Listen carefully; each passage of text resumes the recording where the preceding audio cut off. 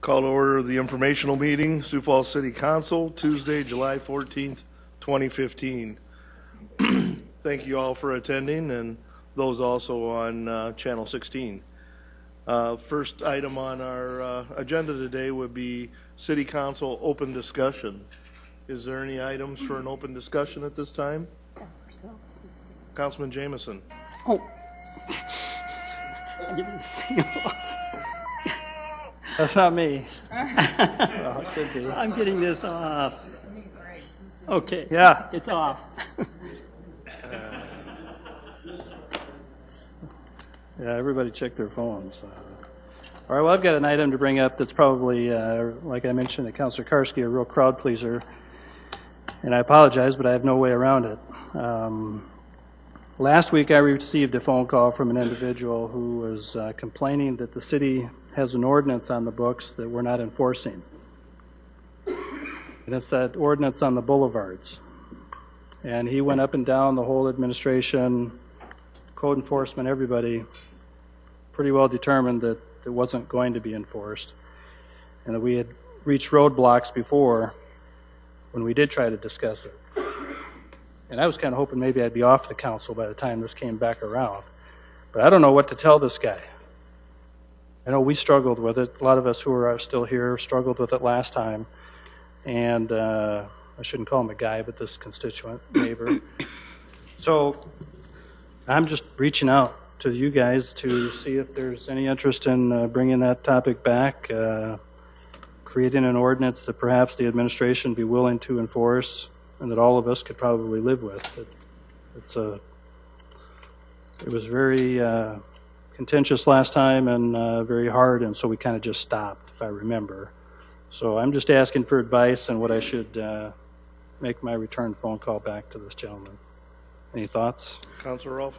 Well, I served on that right-of-way committee, and they came up with some very, very good recommendations, I thought, that should be considered. But it became very contentious, if you will, because we're kind of telling, obviously, people who may not want to take care of some of their property as well as we would like to see happen. And so that can be good, that can be bad. I know we look at this bike thing right now that we're going through, and I mentioned this last week. We have people putting rocks in their boulevards, and the rocks are spilled over onto the bike lanes. It's very, very dangerous for the bikers. And is that what we want? So I would think that committee could be wound up again and come up and make some presentation to land use possibly, or that kind of thing. Councilor from Bach. Thanks. I think I've been pretty vocal about my disagreement with this ordinance in general. I understand the safety aspects of it, and I understand that if someone has plants in the right of way, that it can be a safety issue as well because it might block the corner or whatever.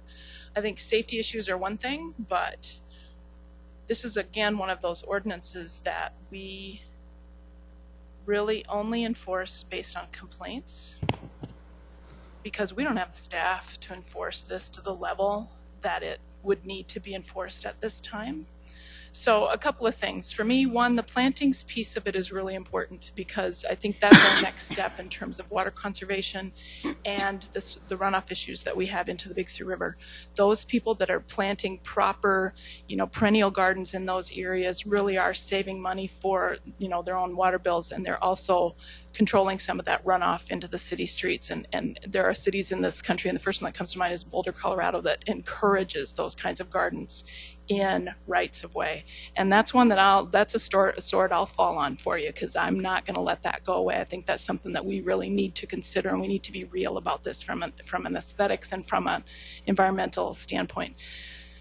But all that being said, I get, again, the safety thing, but I am not a fan of this ordinance. I'd like it to just go away. I'd like us to talk about safety, but let's not be dictating that 2 or 3 feet. We're already, right away is such a weird area anyway. I'm all about, I'll vote to delete the ordinance. I'm with you on that one. Councilor Erickson.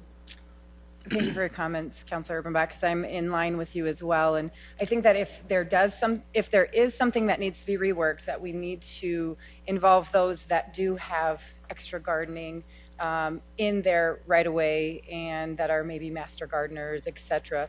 There's clearly a small group of people in our community that do this. It's important to them, and that we should embrace that as well. So if there is a change that needs to be taking place, then I think that we need to have at least 1 or 2 people representing that particular niche of gardeners for the task force. But I'm with you, Councilor Urbanbach. It's my property, it's my area, and if it's not hurting anybody in a safety aspect, too bad.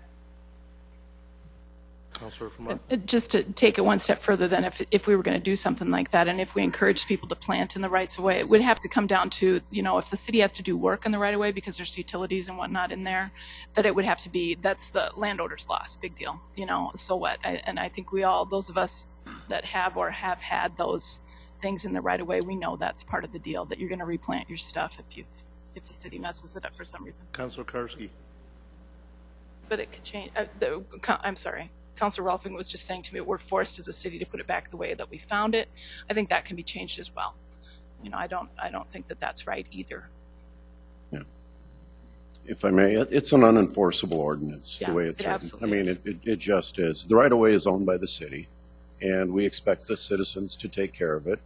We have an ordinance that, as you stated, is enforced strictly by complaint, and typically it's used to get your neighbor because you're mad at them about something. So you're going to turn them in for having the wrong thing in the boulevard. So if that ordinance didn't exist, it would be great. And if it just said something about as long as it's not impeding public health or safety, it would be good enough. Well, on this, didn't we not have land use or one of our committees take a look at this maybe a year and a half ago? Yeah. And should we not have some paperwork on what I could, our Counselor? last recommendations were? It became kind of the third rail of let's not talk about that. And that's what happened to it. Yep. Yep. Well, and Nobody this- wanted it. Yeah. Would this be something that land use would be willing to take a look at, Counselor? You're all looking at me now. I would think so, but I would also like to think that we could maybe work along with administration, maybe as much as we possibly can too. But I would agree with much of what was said here this afternoon. Quite frankly, much of what's in the right-of-way now looks better than what would be in the right-of-way if it were not different, because obviously our chemicals have a negative effect on grass, and we ourselves as a city are installing splash guards along certain streets and avenues. So my only concern, and it's from my traffic safety background, is that there has to be height restrictions so that the kid riding along on his big wheel who rides out into the street is visible from the street. And I have seen some occasions or some locations where that would be difficult, but I think we can take that on. Counselor Jameson. Well. This went far better than I ever imagined it would. And I think there's maybe been a realization that what is existing today isn't that big of a problem. And we haven't had a safety-related issue that I know of that's been to my attention. But I think this was very enlightening, and I think I would love to be a part of that discussion of land use, and I think it'll go far smoother than it did last time. And I don't know why it got off the rail last time. I can't remember, but anyway, maybe that's just better left figured out. We just do this and do it right. Just to follow up on Councilor Jameson's comment, there maybe hasn't been a safety issue to present, but it's a sort of thing, but for the grace of God, I mean, we've maybe been saved a safety issue because I think some exist and could be addressed, but I would agree that there could be some changes as well. Okay. I think we'll be looking forward to that discussion. Any other topics Counselor? Councilor Staggers? Oh, okay. During the past week, I've gotten a lot of phone calls about street names, and I suspect that all of you on the council have gotten a lot of phone calls and comments about it.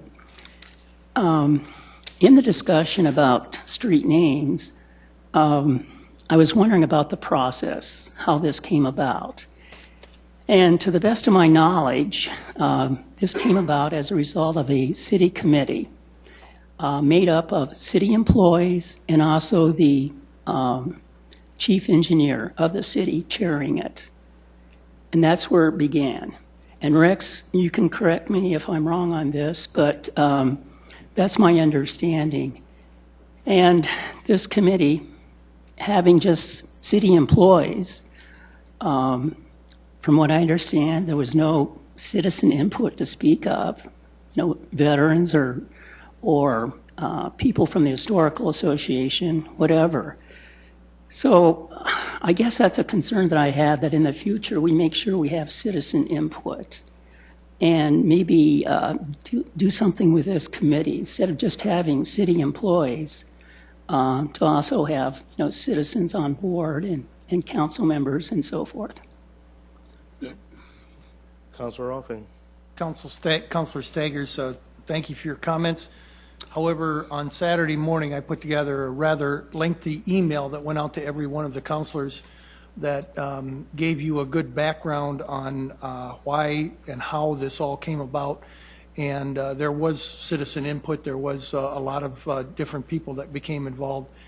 And I would suggest that there has been, and we're not going to get into this now, but there's been so much misinformation out there on this situation that we'll clear it up tonight. So stay tuned. Just to clarify, though, the committee is just made up of yeah, you're right. City employees, and Yeah. no citizens are on board or anything. You're right. And on were that. there any veterans that were actually there? There where I've talked to many of the veterans groups months before and then in the last week about this, and once they've understood what's really happens with this vote that we took last week, they're all in favor of it. Okay, I hope they come tonight, Oh, they will be. because we'll present the other side tonight. Yeah, it's been too bad that the press has been so misinformed and misinforming on this issue. And that has really bothered me through this whole thing. And so tonight, hopefully, we can straighten out everything and let everybody know exactly what is going to happen. So thank you. Yeah, and that just brings up the point that we've got to have citizen input earlier, a diversity of opinion presented. I've always wondered why we don't allow the citizens to speak on first reading. I mean, last week, the citizens got to speak, just a few minutes before we actually took a vote, and that was it. It would have seemed more reasonable to have them speak maybe at the first reading and then also the second reading, too. Okay. Councilor Offenbach?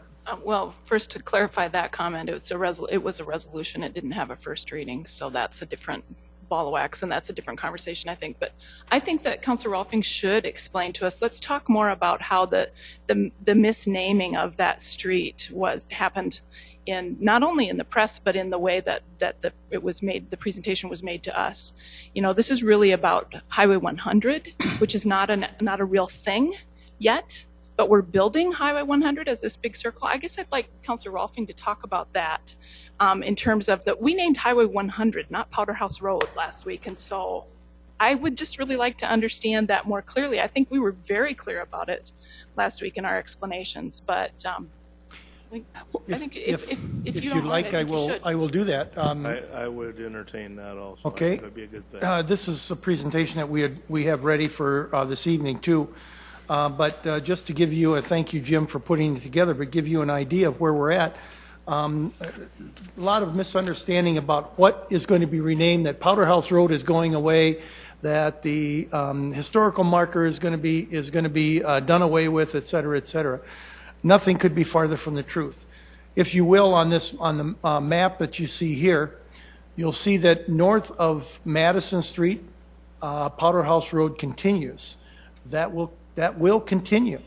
But Highway 100 which is being proposed basically to be renamed Veterans Parkway, will take off to the east, the orange, and that will go all the way up to Interstate 90. Then farther south, off of Arrowhead Parkway, you'll see another part of blue there. That is the existing road that is just east of Highway 11, just east of Highway 11. That is Powder House Road. That will continue to be Powder House Road. And then as you look down to the south, you'll see that Highway 11 kind of goes straight and a little bit to the east, where at 57th Street, Highway 11, or 100, I should say, the orange, will continue to go to the south and to the west, eventually hooking up with the T exit over on Interstate 29. Now, if we go on farther on that, some people have indicated that there we go, that Powder House Road is Highway 11. It is not. It's clearly indicated Powder House Road north of Arrowhead Drive is Powder House Road, but that will be that will continue to be up there. South, we're having a little technical difficulty here. South of, come on, ladies and gentlemen. South of Arrowhead Parkway is clearly marked Highway 100 or Highway 11. Clearly marked Highway 11. And so the north section, as you know, will continue to be Powder House Road, except for the part that veers off to the east and becomes Veterans Parkway. On the south, Powder House Road will continue to be Powder House Road. No address has changed, no nothing. Highway 11 will be renamed Veterans Parkway. Okay? And if we don't name it something, the state is going to come in and designate it to be Highway 100 or something along those lines. So you can see here's 26th Street, this 26th Street intersection. It's Highway 11 is what it's called right now. Now, if you look at what's going to happen with Highway 100 or proposed Veterans Parkway, if you will, you can see that it goes all the way up from Interstate 90 all the way south, makes a westerly turn and southerly turn, and hooks up again at the T exit on Highway I-220 or I-29. Eventually, this road will go out to the Ellis Road and go north all the way back up again to Interstate 90, completing a whole loop of the city of Sioux Falls. So, Powder House Road is not going away. The historical marker for Powder House, the historic event, will be moved over to, it's closer to where it actually happened, which is over by the Century Theaters, just to the west of where it was located. It was taken down when the construction happened. I know that the Lloyd companies are working with the city on where that would best be located. And so we get the best of both worlds. We continue to have Powder House Road. We have a Veterans Parkway that will honor both living and deceased veterans. And we'll do that with a number of cars, thousands of cars, as this parkway is built all the way down to Interstate 29 and then again back up, rather than just have a small piece of property or piece of a road that would be named Veterans Memorial or Veterans Parkway in another part of town. That would be confusing because it would still, and it would take away from the name that road already has. Now, I may not have done as good a job as I would like to have on this situation, but I think you can see that the two things that were that I got most calls and most of the emails on is don't take or destroy Powder House Road. You can clearly see that is not happening, and don't do and where is the historical marker, and that is going to be taken care of very nicely over on by the Century Theater. So we have done nothing to take that away.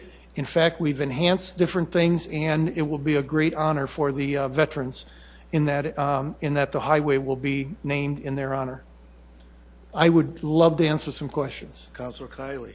Just to add what Councilor Rolfing has stated here, again, Powder House Road, 2 distinct segments will continue to exist Right.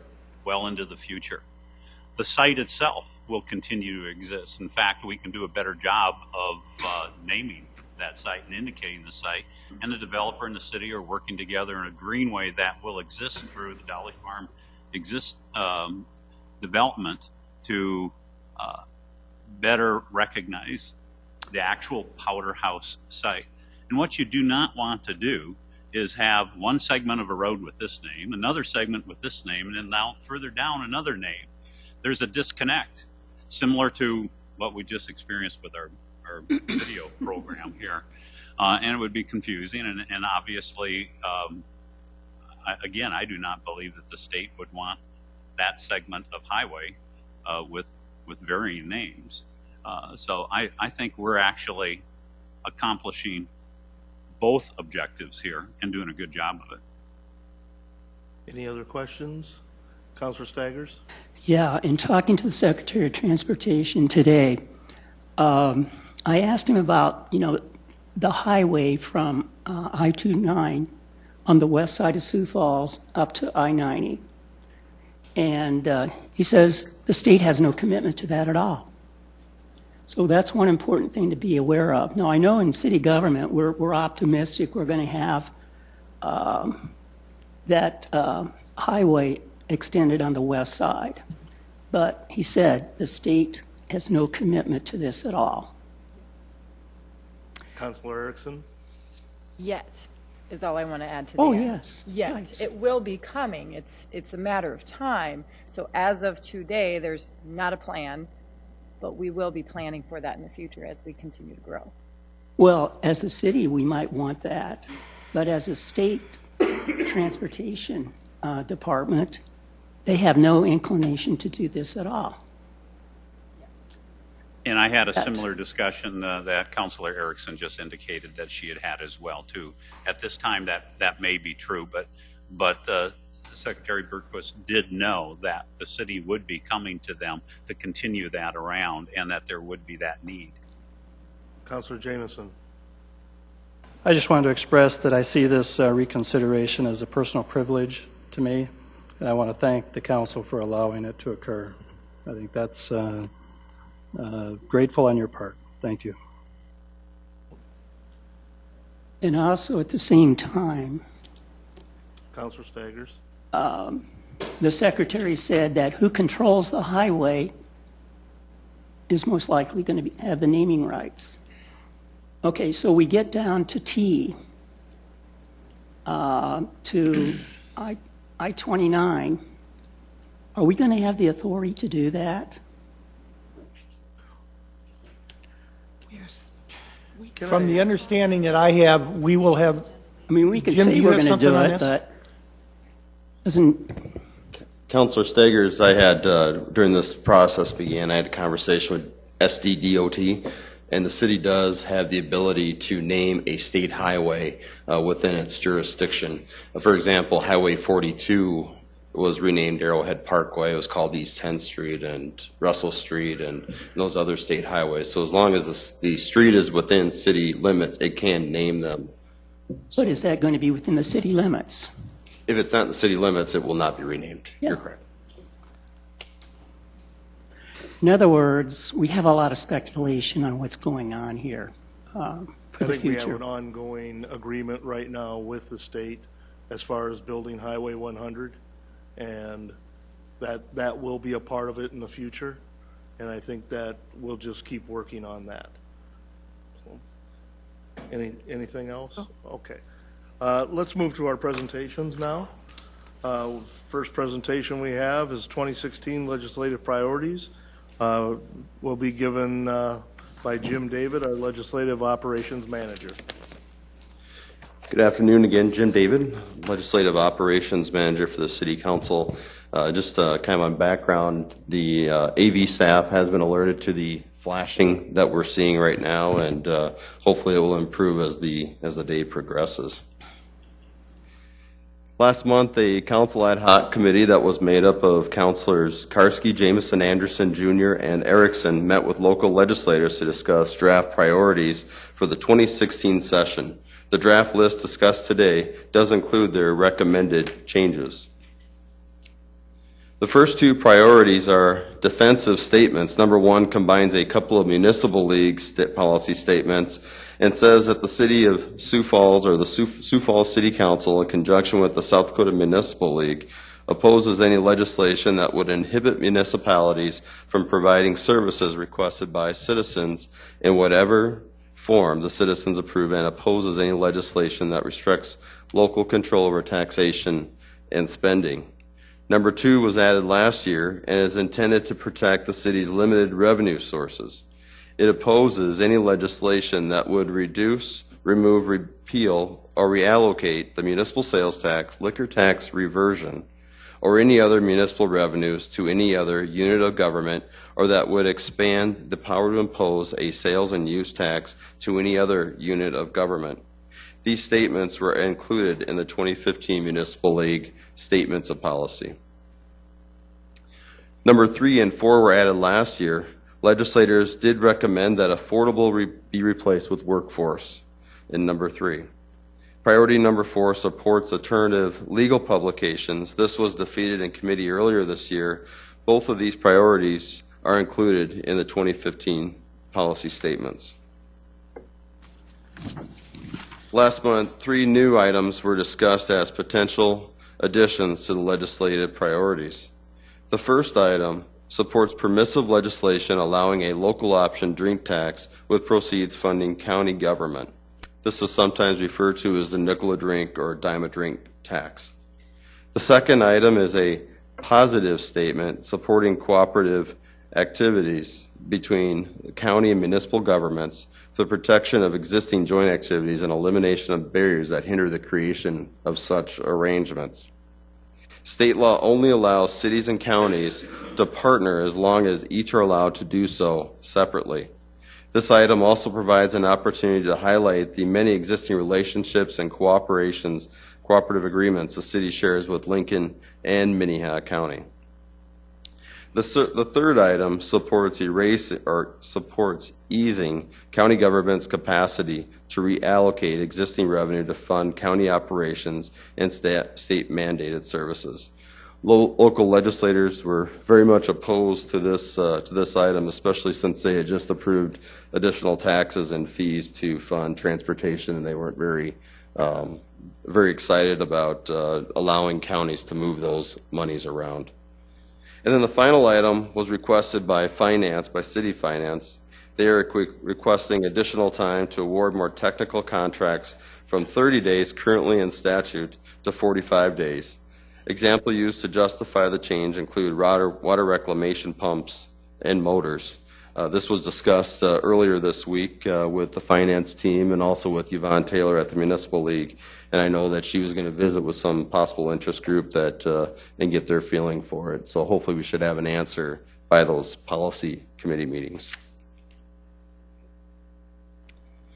And then if there is a council consensus today on this provisional resolution, if there's any changes or amendments, I hope to come back next week and present something for your consideration. And then these will be submitted to those policy committee meetings that meet in August. And then the Municipal League will approve their policy statement in October. And then after that action's taken, we'll bring a final resolution before the City Council in November. Happy answering your questions. Any questions from the council? All right. Thank you, Jim. Okay, we'll move on to the next presentation.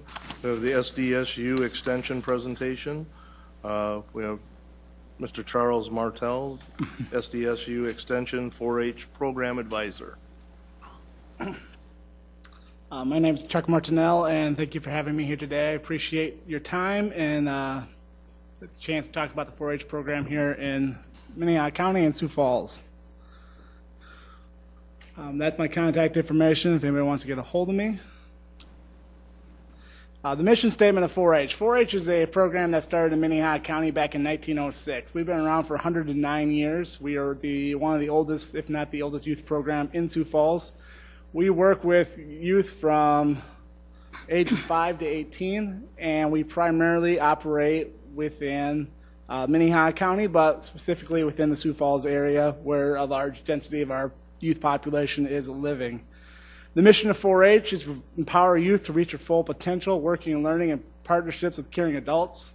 4-H program here in the area has over 100 volunteers of 100 adults who help fulfill our mission. What is 4-H? For those of you who are not familiar with 4-H, 4-H is the nation's largest youth program. 1 of every 7 Americans can state that they've been part of 4-H sometime in their life. I'll wing it. Coming from a background here, we have over 6 million youth involved in 4-H. In this county alone, we have 500 youth involved in our traditional program, and we serve over 8,000 youth in our untraditional program, after-school programs, summer programs, and events. We reach every corner of the county, from urban to rural, with a very heavy emphasis on the urban side of 4-H right now because Sioux Falls is the largest city in South Dakota and also houses, like I said before, the largest percentage of our youth. The 4-H programs, we're helping shape the youth to make them a better, productive citizen in our nation in ways no other organization can. Some of the benefits of 4-H, there's quite a few. There's been lots of studies done over the years. Some of the benefits here that came from a 10-year study done from Tufts University is we produce kids that are going to be more likely to contribute to the community. We're going to have kids that are going to be more healthier and to be more civically active, which is huge. I'll just move on. What is going on with this? Oops, a little too far. So 4-H in Minnehaha County, one of the biggest things here, like I said, we were founded in 1906. Next year is our 110th birthday. Originally 4-H, for those of you who aren't familiar with the program, we were called corn clubs or canning clubs, sewing clubs. Over the years, we've evolved. In 1914, the cooperative extension system was creative, and 4-H is funded by the federal, state, and county levels. In 2014, our 4-H here in Minnehaha County has over 500 youth involved. We do 1,500 youth in after-school programs with direct contact, and over 5,000 youth are taking part in our events, such as Egg Days at the Pavilion and also the Water Festival here in Sioux Falls. Our 4-H clubs, when I refer to a 4-H club, these are your traditional clubs. These are clubs that meet as, as my dad would have met, or as I would have met as a kid. They meet once a month. They do a project. They work heavily with livestock or not with livestock, depending on where they're meeting. Livestock could be anywhere from a cat to a dog to beef or dairy. Youth run their meetings with parliamentary procedures. They're elected to office, so this is their first chance to actually take part in some form of government. Families are directly involved in the 4-H program. Without family commitments, our 4-H program would really be in terrible shape.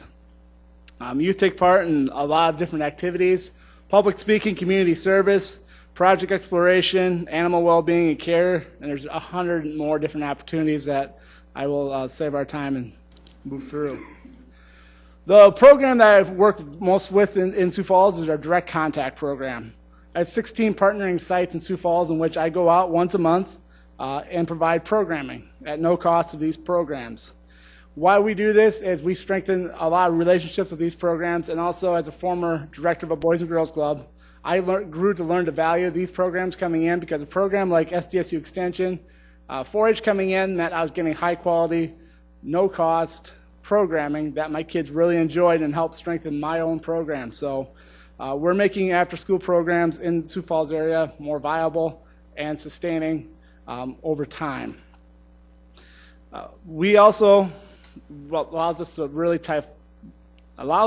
access the youth not traditionally reached by the traditional club. 4-H traditionally has been known for the agricultural side.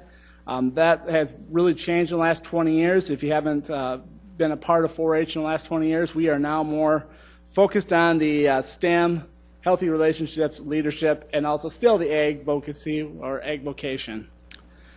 Youth who do my direct contact program receive about 6 hours, receive a minimum of 6 hours of programming.